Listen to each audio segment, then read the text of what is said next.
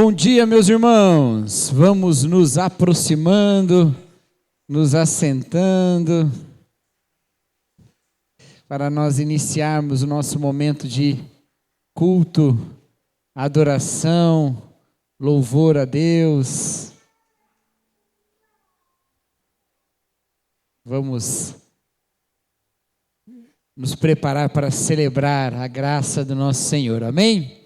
Queridos, deixe-me lembrar os irmãos de alguns avisos.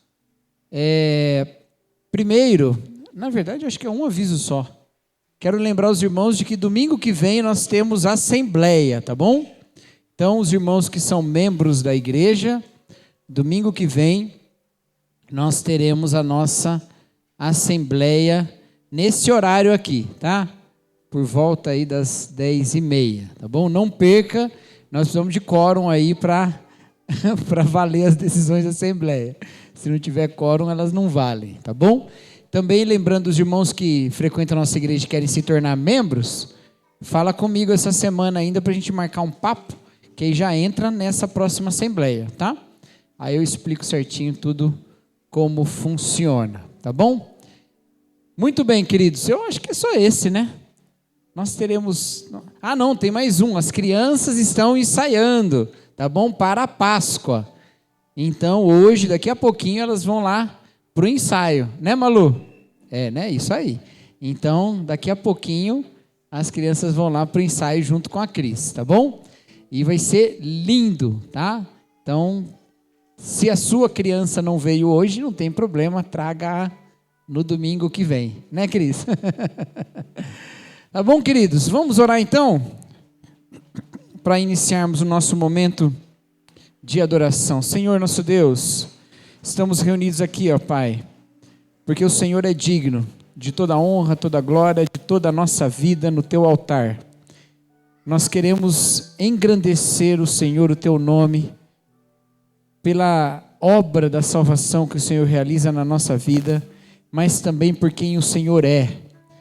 Um Deus maravilhoso, perfeito, poderoso, amoroso, acolhedor, perdoador, misericordioso.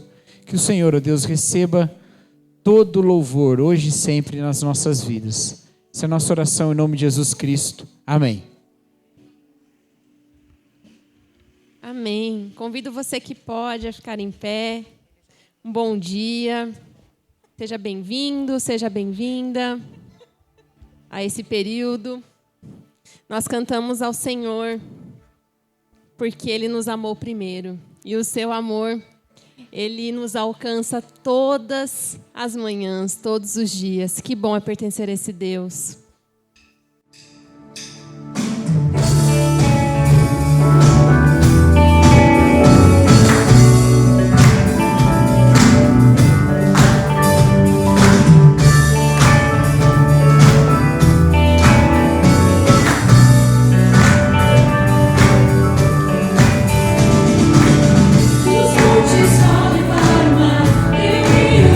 Amor comigo, derrame em meu coração.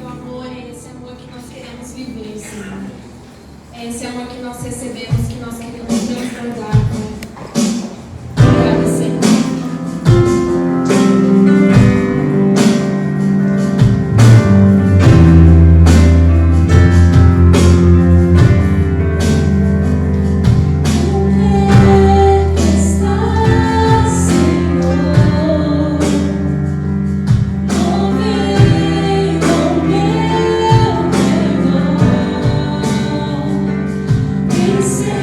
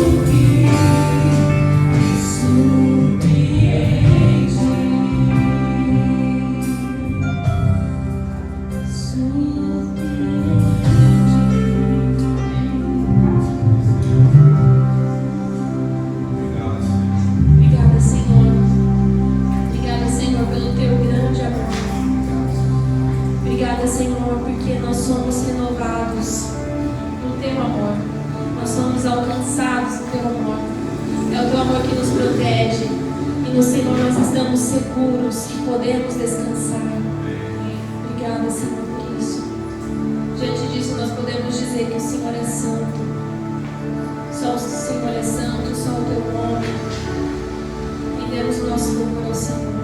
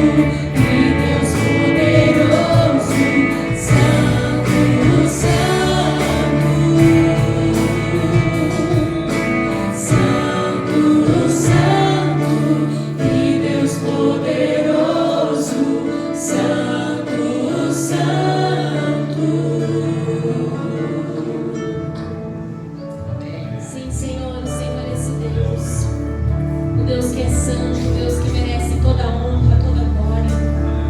Obrigada porque estamos aqui nessa manhã. Obrigada pelo fôlego de vida. Obrigada porque nós podemos dizer, sim, Senhor, a sua graça e a sua misericórdia nos alcançaram nessa manhã. O teu amor nos alcançou nessa manhã. E nós queremos ser resposta a esse amor. Resposta, Deus, à nossa família, resposta às pessoas com quem nós convivemos. Que nós sejamos essa carta viva, em que os outros possam ler e reconhecer Jesus. Tem misericórdia de nós, porque falta tanto para isso. Mas que o Senhor venha nos transformar, Deus. Nós pedimos por transformação. Ao mesmo tempo que reconhecemos que o Senhor é santo, nós pedimos, nos santifica, Senhor. Nos perdoa, Senhor. Nos transforma para a tua honra e para a tua glória. E enche esse lugar. Obrigada, Senhor. Obrigada, Jesus, pelo teu sacrifício, pelo teu amor. Te entregamos, Pai, em nome de Jesus. Amém. Você pode se sentar.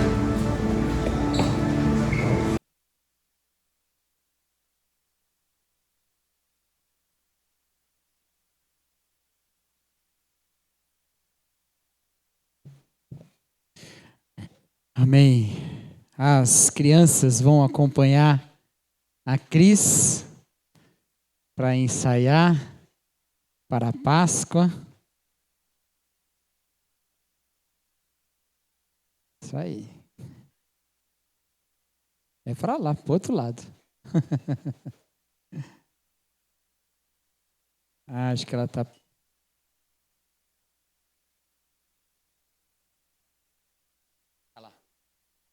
Achou.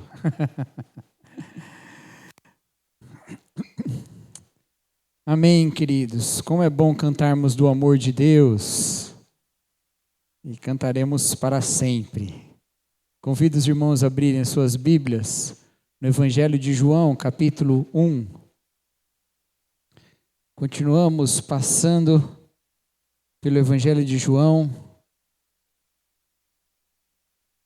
tentando compreender o testemunho de quem é amado, o testemunho do amado. João é aquele que Jesus amava, como diz o Evangelho. E ele é que dá esse testemunho de Jesus. Então, como ele testemunha de Jesus sendo amado? E como nós também testemunhamos, não é? E nós vamos ler, queridos, João 1, do versículo 19 até o versículo 34. João 1, de 19 a 34. São os versos que se concentram na obra de João Batista, tá bom? João 1, de 19 a 34. Diz assim a palavra de Deus. Esse foi o testemunho de João quando os judeus de Jerusalém enviaram sacerdotes e levitas para lhe perguntarem: quem é você? Ele confessou e não negou, declarou abertamente: não sou o Cristo. Perguntaram-lhe: então quem é você? É Elias? Não sou. É o profeta? Não, respondeu. Finalmente perguntaram: quem é você? Dê-nos uma resposta para que a levemos àqueles que nos enviaram. O que diz a respeito de você mesmo? João respondeu com as palavras do profeta Isaías: eu sou a voz do que clama no deserto, endireitem o caminho para o Senhor. Alguns fariseus que tinham sido enviados interrogaram-no: então, por que você batiza, se não é o Cristo, nem Elias, nem o profeta? João respondeu: eu batizo com água, mas entre vocês está alguém que vocês não conhecem. Ele é aquele que vem depois de mim, de quem não sou digno de desamarrar as correias das sandálias. Tudo isso aconteceu em Betânia, do outro lado do Jordão, onde João estava batizando. No dia seguinte, João viu Jesus aproximando-se e disse: vejam, É o Cordeiro de Deus que tira o pecado do mundo. Este é aquele de quem eu falei quando disse: depois de mim vem um homem que é superior a mim, porque já existia antes de mim. Eu mesmo não o conhecia, mas para que ele fosse revelado a Israel, vim batizando com água.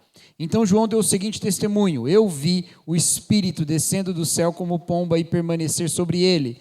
Eu não teria reconhecido se aquele que me enviou para batizar com água não me tivesse dito: aquele sobre quem você vir o Espírito, aquele sobre quem você vir o Espírito descer e permanecer, esse é o que batiza com o Espírito Santo. Eu vi e testifico que este é o Filho de Deus. Muito bem, meus irmãos. Irmãos, quem aqui já cometeu o erro de adoçar o café com sal? Alguém já cometeu esse erro? Está lá o café, você vai adoçar. Aqueles que adoçam café, como eu, que sou a favor de um café bem docinho. É quase uma sobremesa, não é? Tanto que a gente toma depois do almoço. Olha lá, ó. Mais um argumento pro meu ponto aqui. Aqueles que não põem açúcar no café, esses aí não correm esse risco. Mas aqueles como eu que adoçam café, correm o risco, às vezes, de adoçar com sal. Eu estou falando isso porque eu estou me lembrando que meu pai conta que a minha avó uma vez recebeu uma visita. Meu avô era pastor, né? E aí recebia muitas visitas em casa, e aí recebeu uma visita e minha avó foi passar um café para servir para as visitas e cometeu esse erro. Na época que essa seita do café sem açúcar não era tão grande, você adoçava todos os cafés, né? E aí ela foi adoçar o café na garrafa e errou e colocou sal. E aí quando serviu, meu avô deu uma bicadinha e falou, a minha avó tinha um nome muito peculiar, que era Ionorina, né? Mas o apelido dela era Teca. Aí ele tomou e falou: Teca, esse café aqui está com sal. Ai, meu Deus, eu não acredito e tal. Aí minha avó levou o café de volta, né? E para trazer outro. E trouxe outro. E serviu. E aí, quando eles tomaram, ainda estava um pouquinho salgado. E aí ela levou de volta. E o que estava acontecendo? E meu pai explica que é isso que minha avó fez. Para não jogar o café todo fora, ela jogava metade e botava café com açúcar junto da garrafa, para não perder todo o café que ela tinha feito. Adianta alguma coisa, meus irmãos? Obviamente não adiantou. Se você salga o café dentro da garrafa, o que você tem que fazer? Tem que jogar o café fora e fazer um café novo. E de preferência lavar bem a garrafa para não ficar sal na garrafa, né? É isso que você tem que fazer. Mas minha avó, tadinha, não queria jogar o café fora e ela ficou fazendo esse tipo de estratégia. Eu não sei quantas levas de café foram, né? Porque essas histórias vão passando e vão aumentando, né? Capaz já está aí por volta de umas 10, umas 11 vezes. Mas provavelmente não foi tudo isso, né? Mas por que eu estou dizendo isso? Porque às vezes na nossa vida cristã, a gente quer resolver a nossa questão com Deus, a nossa questão com Jesus, acrescentando um pouquinho de Jesus numa vida que está totalmente problemática. Colocando um pouquinho de espírito, um pouquinho de palavra, um pouquinho de cristianismo, um pouquinho de evangelho, nesse recipiente que está cheio de alguma coisa que não tem um bom gosto, que não tem um bom sabor. A gente quer acrescentar fé nos conceitos que nós já temos, a gente quer acrescentar um olhar de espiritualidade dentro de uma vida que ignora Deus. Eu vejo isso com frequência, meus irmãos, quando eu vou realizar casamentos de pessoas não crentes. Sim, porque eu realizo casamentos de pessoas não crentes. Fiquei convencido disso o dia que alguém me disse duas coisas. Primeiro, você vai orar para que Deus abençoe uma família. É isso que é fazer um casamento. E isso nunca é errado, certo? Segunda coisa, você terá a oportunidade de pregar a palavra dentro de uma festa em que a maior parte das pessoas não são crentes, e ainda vai ter a oportunidade, porque isso eu exijo também, de fazer vários encontros com esse casal, de pregar o evangelho para eles. Então eu faço isso. Cobro nada para fazer casamento de ninguém, mas falo assim, mas tem que ter 4 encontros comigo. E aí eu põe Bíblia na cabeça. E o que eu percebo? Às vezes as pessoas passam a vida inteira sem viver a fé. E aí na hora de casar fala, mas peraí, casamento é um negócio que precisa ter transcendência. E precisa mesmo. Porque eu vou falar para você, não tem nada mais chato do que casamento dirigido por juiz de paz. Hoje eu estou polêmico, que é meu aniversário, eu falo o que eu quiser. Que fica querendo trazer uma transcendência que não tem. Aí fica inventando, não. Né? Procura um celebrante religioso, pelo menos, porque pelo menos ele acredita em alguma transcendência. Mas tirando isso... Nossa, hoje eu estou difícil, né? Me dá um desconto. E aí o que acontece? Aí eu percebo isso às vezes. E aí nessas oportunidades, esses encontros, eu posso falar, olha, não adianta vocês virem aqui querer realizar uma cerimônia religiosa se Deus não estiver na sua família, se Deus não estiver na sua vida. Querem acrescentar um pouquinho de religião, um pouquinho de fé, um pouquinho de evangelho, um pouquinho de Bíblia, numa cerimônia que não representa Deus preenchendo aquela vida, preenchendo aquela família. E ele só vai poder preencher se aquilo que antes enchia for esvaziado. Entendeu? É por isso que o nosso encontro com Jesus no Evangelho, ele é precedido pelo arrependimento. O que o Senhor Jesus Cristo disse quando ele entra lá em Cafarnaum? Arrependei-vos e crede no Evangelho. A gente precisa arrepender. A gente precisa reconhecer que esse café está salgado e não ficar apegado a ele. A gente precisa jogar essas coisas fora. Entendeu? A gente precisa se livrar dessas coisas. Então, é isso que a gente vê aqui nesse texto. A gente vê o ministério de João Batista. Essa figura bastante complexa. Para nós ele não é complexo. Mas João Batista era complexo no primeiro século. Primeiro porque ele aparece num cenário que já é um cenário complexo, com um discurso profundamente radical. João Batista era radical. Ele vai viver o seu ministério no deserto, vestido com pele de animais, se alimentando de gafanhoto e mel. Isso não é porque ele era uma figura excêntrica. Esses são símbolos proféticos, tá? Ele estava, vamos dizer assim, usando roupa de profeta. Agindo como um profeta. Tudo bem? Eu tenho... não vou contar essa história, vou contar outra.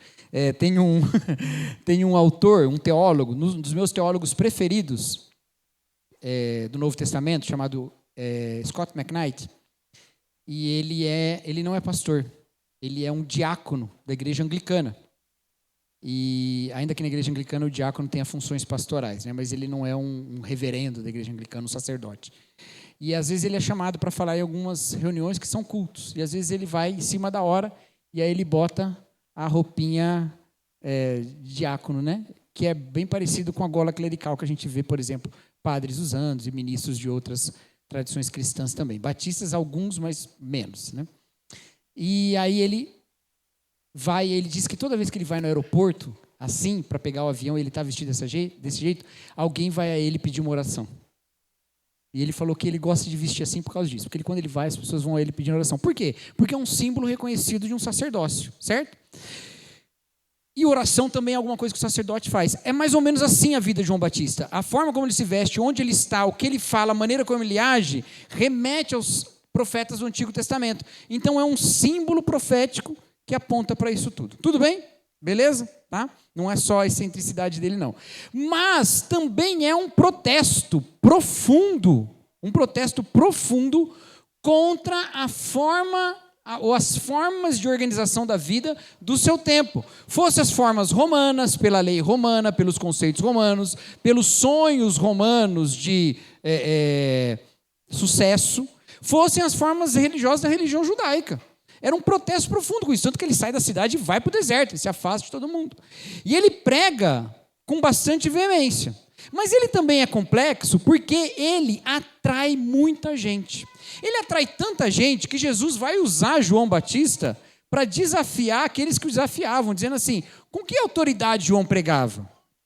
E quando ele coloca isso, as pessoas ficam com medo, aqueles mestres da lei que estão questionando Jesus, ficam com medo de falar, porque se falar, não, João não tinha autoridade, o povo ia se voltar contra eles. De tão popular que João Batista era. E é por isso que esse texto está aqui, junto com outros textos. nos outros evangelhos que também trazem essa mesma ênfase. Em que João Batista precisa deixar claro que ele não é o Messias, porque a sua pregação foi tão popular que depois do ministério de Jesus ainda havia discípulos de João. Você vê lá no livro de Atos, como os apóstolos encontram pessoas que foram batizadas no batismo de João e que nem conheciam Jesus Cristo nem o Espírito Santo. E aí eles têm que ser batizados em nome de Jesus. Então era um fenômeno muito popular. E aí, na mente das pessoas, isso fazia com que João Batista, de alguma forma, pudesse rivalizar com a própria tradição de Jesus Cristo. Quando, na verdade, João Batista disse que ele é aquele que clama no deserto, preparando o caminho para aquele que vinha depois dele. E aí vem o terceiro motivo pelo qual é complexo. Por que precisa preparar esse caminho? Já pensaram nisso? Por que precisa preparar esse caminho? Por que precisa de João Batista se você já tinha Isaías? Por que precisa de João Batista se você já tinha tido Jeremias? Se você já tinha tido Daniel? Se você já tinha tido os profetas, Amós? Se você já tinha tido esses profetas no passado? Por que precisava de mais um para falar dos problemas, para chamar atenção sobre a lei? E é justamente porque a gente precisa jogar o café salgado fora. A gente precisa abrir mão daquilo que está errado. A palavra de Deus fala que o batismo de João Batista, que aqui nesse texto ele chama de batismo com água, mas ele teologicamente é chamado de um batismo de arrependimento. E o que é o batismo de arrependimento? É o reconhecimento das injustiças pelas quais nós vivemos. Tanto é que as pessoas se achegavam a João e perguntavam como elas viveriam depois do batismo. E ele fala, olha, né, não extorque ninguém, contente com o seu soldo, ele fala para os soldados, né? Ele vai falando para as pessoas, não, volta lá para a sua terra, volta lá para a sua cidade. Não vem viver no deserto comigo, não. Volta, mas volta e vive de maneira justa. Abre mão da injustiça, é o arrependimento necessário.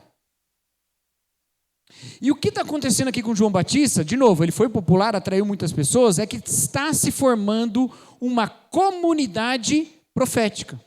João Batista não é só esse profeta. Ao redor dele forma-se uma comunidade profética. E o que é uma comunidade profética? É aquela que profetiza, não com as suas palavras, já que nós não temos as palavras dos outros, só de João Batista, mas aquela que profetiza com a sua forma contrastante de viver em relação à comunidade do mundo.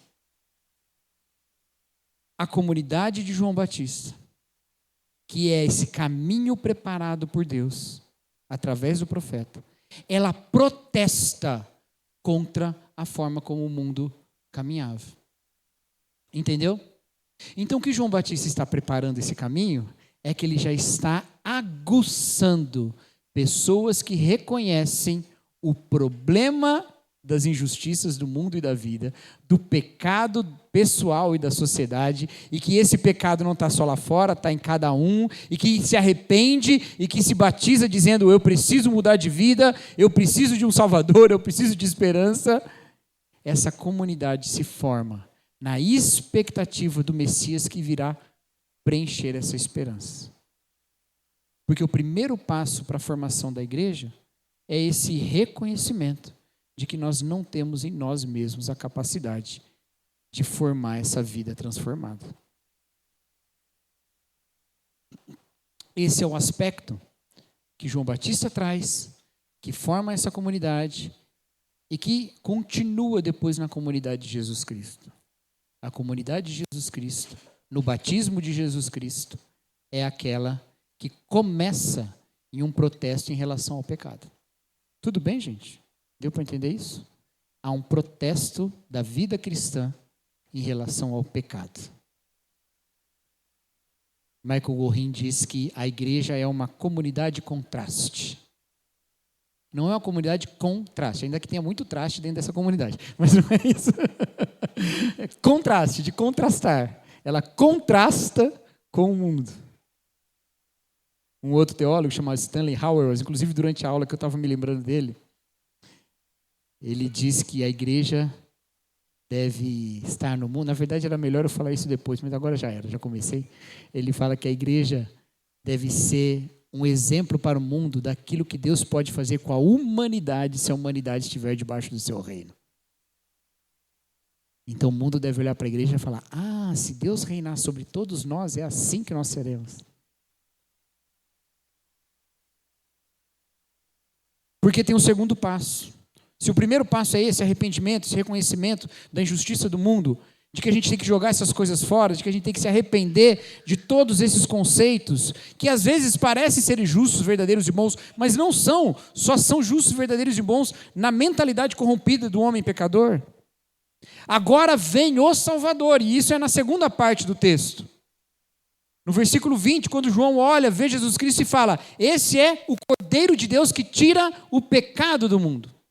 Porque no primeiro passo, no passo do arrependimento, a gente profundamente reconhece quanto a gente precisa se livrar do pecado. Mas quanto mais a gente insiste nisso, mais frustrados nós somos.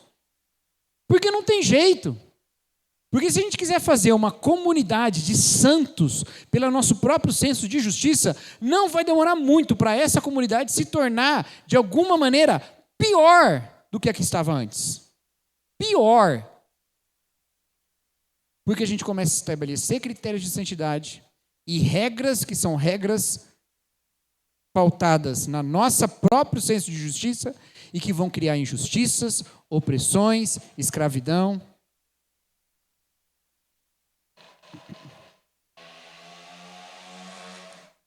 Então nós precisamos, queridos, da segunda parte, do Cordeiro de Deus que tira o pecado do mundo. O Cordeiro de Deus que de fato é aquele que causa a transformação. Ele é que realiza e ele é que batiza com o Espírito. Se a igreja não tiver o Espírito, como é que ela vai viver? Pelo seu próprio Espírito. Ela vai viver pela sua própria forma de ver as coisas. E que forma de ver as coisas da igreja? É a mesma forma que as pessoas veem as coisas. Uma igreja sem o Espírito não pode ser chamado nem de igreja. Porque a igreja é esse corpo de Cristo, cujo Espírito é o Espírito de Deus mesmo. E que nos move como corpo dele. Então, se nós ficamos só na primeira parte, na parte do arrependimento e do protesto, nós vamos cair nos mesmos erros de outras comunidades que protestavam com o mundo na época. Havia outras comunidades. Os fariseus protestavam profundamente contra o mundo. Os essênios, mais ainda. Os essênios eram tão radicais que alguns chegavam a entender que João Batista era um essênio, porque eles também viviam no deserto, eles também batizavam. Só que os essênios não falariam o que João Batista fala. Olha, volta lá para o seu posto. Não, os essênios falam: olha, sai da cidade, vem viver aqui no deserto. Porque vai cair fogo ali, vão destruir tudo.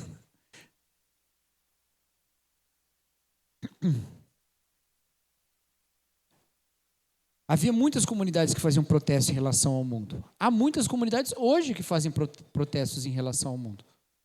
Há muitas comunidades, maiores e menores. Grupos revoltados e milícias digitais, e grupos pequenos e retirados. Pessoas que vivem em sociedades alternativas de todas as formas. Todas elas acreditando e reconhecendo, pelo menos até certo ponto corretamente, de que é um problema muito profundo com o mundo. Mas incapazes de entender qual é a maneira não problemática de viver. Porque essa é a vida do Espírito que Deus manifesta em nós e revela na sua palavra. E o problema é que a igreja às vezes se torna uma comunidade alternativa sem o Espírito. É quando ela vive do protesto em relação ao mundo. Ela vive em antagonismo em relação ao mundo, mas ela não vive de maneira propositiva em relação a Jesus Cristo. Há muitas coisas para a gente criticar no mundo. Há muitas injustiças, há muito pecado, há muita maldade, há muita carnalidade, há muita treva no mundo. Mas não é esse antagonismo que nos pauta. O que nos pauta é a proposição da vida de Cristo, ou melhor, é a vida de Cristo positivamente em nós. É Cristo em nós. Ele é o Cordeiro de Deus que tira o pecado do mundo. Ele é a nossa esperança. Ele é aquele que a gente esperava. Então não adianta, meus irmãos, nós acharmos que a melhor teologia vai nos salvar, ainda que uma teologia ruim vai corromper esse nosso compromisso com Jesus. Não adianta nós acharmos que a melhor estrutura vai fazer com que os nossos efeitos como igreja causem luz no mundo, porque a gente não tem luz própria, a luz é de Cristo. Não adianta, meus irmãos, nós pensarmos que o acesso aos ambientes de influência cultural, político, artístico, seja qual for, educacional, qualquer coisa nesse mundo, é que vai fazer diferença. Não vai. É Jesus em nós.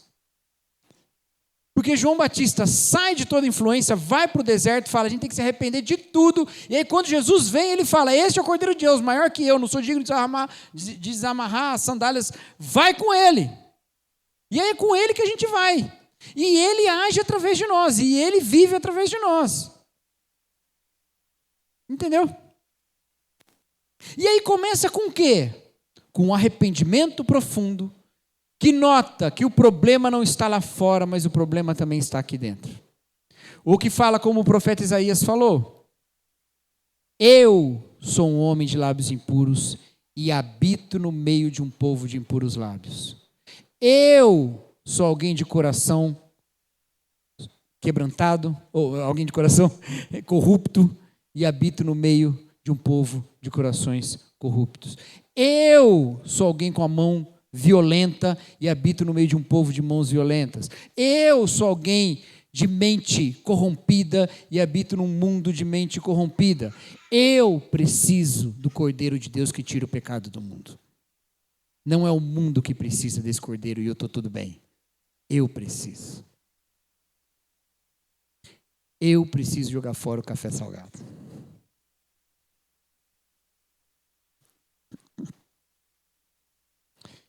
E quando o apóstolo João escreve isso, essa igreja já vive muito tempo depois de Jesus, mas ainda é relevante e importante ele falar que João Batista dizia que Jesus era o maior, possivelmente porque ainda tinha gente que seguia as ideias de João Batista sem reconhecer Jesus aqui. E esse texto continua válido para nós até hoje. Porque às vezes a gente fica procurando alguém que é o novo João Batista. A gente tem essa piada com os presbiterianos, que é uma piada muito problemática para nós. A gente não deveria fazer essa piada. Eu até acho que eles começaram com isso, porque ela é muito ruim para a gente. Que a gente chama presbiteriano de primo, né? E eles falam assim, meu pai é seu tio. Né? E eles falam isso porque tinha uma linha de batistas malucos. Eu vou falar assim, nem todo mundo que fala isso é maluco, mas quem inventou isso era maluco. Uma linha de batistas malucos que diziam que a gente veio de João Batista. Gente, eu não vim de João Batista não, tá? Eu vim de Jesus. Junto com os meus irmãos espalhados em tudo quanto é denominação cristã. Essa é a nossa origem. E como João Batista era parente de Jesus, primo ou alguma outra coisa, aí você fala, meu pai é seu tio, né? Você é primo, tá? Mas às vezes a gente é isso, a gente é João Batista. A gente só tem protesto contra o mundo, fala, se arrepende de tudo isso, se abstém disso tudo, tal. Mas e a vida de Jesus em nós, no mundo? Do Cristo que andou nesse mundo, que se envolveu com esse mundo, que era chamado de amigo dos pecadores. E eu não estou falando isso para a gente ser amigo dos pecadores, mas para a gente tem que ser amigo de pecadores, obviamente, mas não como se nós fôssemos o Jesus deles, não. Que nós também somos pecadores nessa mesa com Jesus. Mas para nós entendermos que andar nesse mundo não significa estar tomado pelo mal.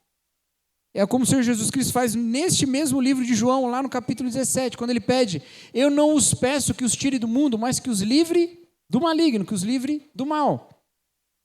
Nós estamos nesse mundo, mas nós vivemos de maneira protestante contra o pecado do mundo e deixando que o Cordeiro de Deus e que o Espírito de Deus viva através de nós. Não há nada mais importante, meus queridos. Não há exercício de autenticidade mais importante do que esse na nossa vida. Não há. O que eu quero dizer para os irmãos, e eu acho que com isso eu ecoo um pouco o que nós falamos no domingo passado pela noite, é que nós precisamos urgentemente buscar coerência com Cristo que nós professamos. Urgentemente. Se na semana passada à noite nós falamos sobre as sementes que não dão fruto, que não mostram a vitalidade do poder do Evangelho, os solos que não permitem que a semente dê fruto. Uma boa maneira de nós fazermos isso, de buscarmos o frutificar do Espírito, é reconhecer, queridos, profundamente, sinceramente, radicalmente, o que há em nós que ainda é pautado pelo mundo, pela carne, pelo diabo, e o que há em Cristo que precisa pautar a nossa vida.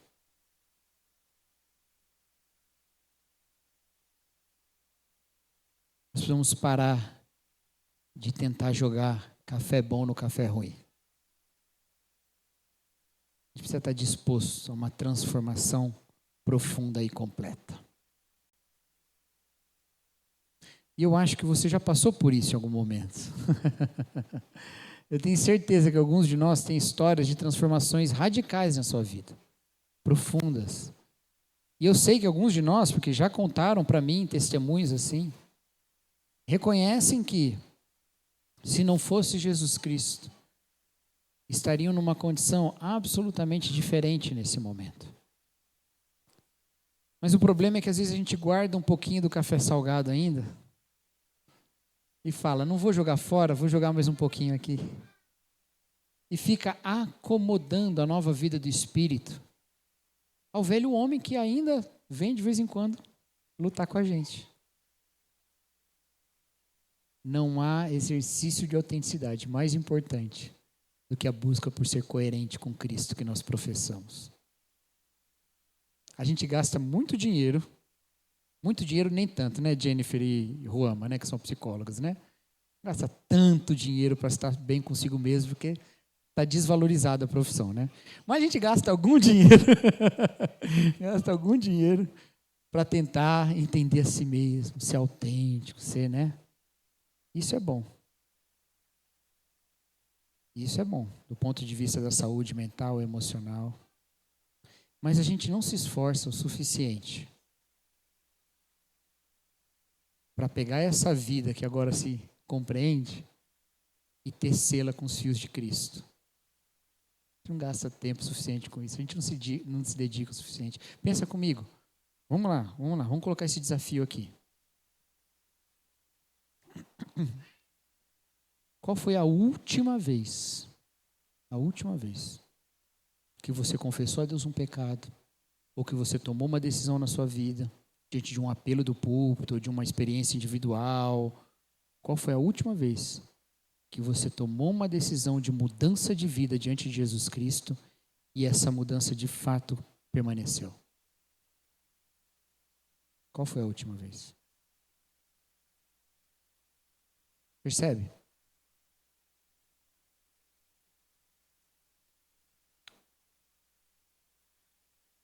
E talvez você tenha na mente agora que, olha, mas é que de lá para cá as coisas foram mais suaves. Eu tive uma mudança radical, mas de lá para cá as coisas foram mais suaves. Pode ser.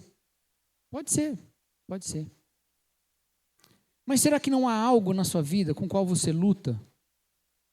E você luta reiteradamente e isso nunca muda na sua vida? E toda vez que a gente faz um autoexame da ceia, você volta e você lembra e fala, meu Deus, eu ainda estou igual. Meu Deus, eu ainda não me comprometi com essa decisão que eu tomei no mês passado.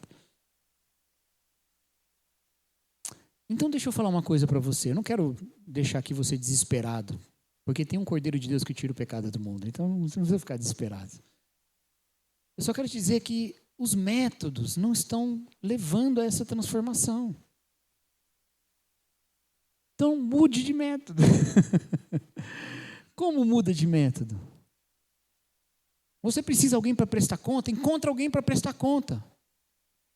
Ou precisa de um companheiro para te ajudar na sua prática devocional que você sabe que causa transformação? Procura um companheiro assim. Você precisa de alguma outra forma de transformação na sua vida, de alguma outra medida. Busca a sabedoria da comunidade.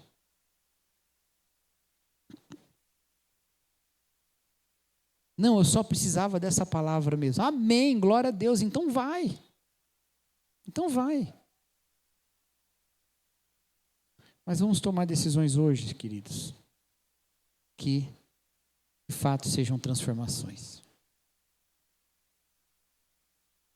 Vou dar 24 horas para você. Se não for hoje, até amanhã. Às vezes é até melhor tomar decisões na segunda-feira, porque domingo é muito emocionante, né? Na segunda-feira é um dia mais burocrático. Mas vamos transformar, ou vamos deixar que o Espírito nos transforme. Amém, queridos? Abaixe sua cabeça, vamos orar.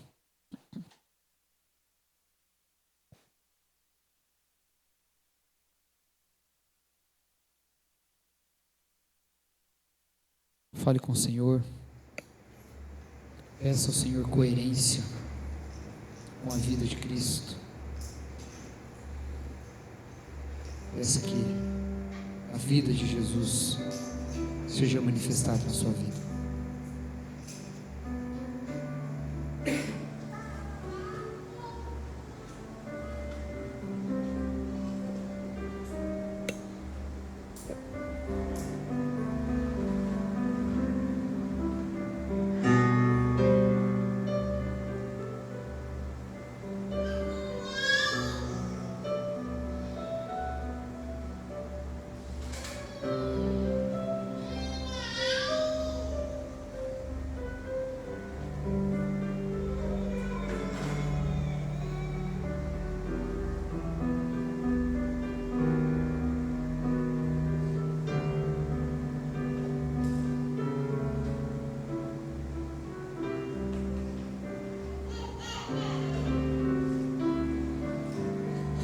Senhor, nosso Deus, nós confessamos, ó Pai, o nosso pecado.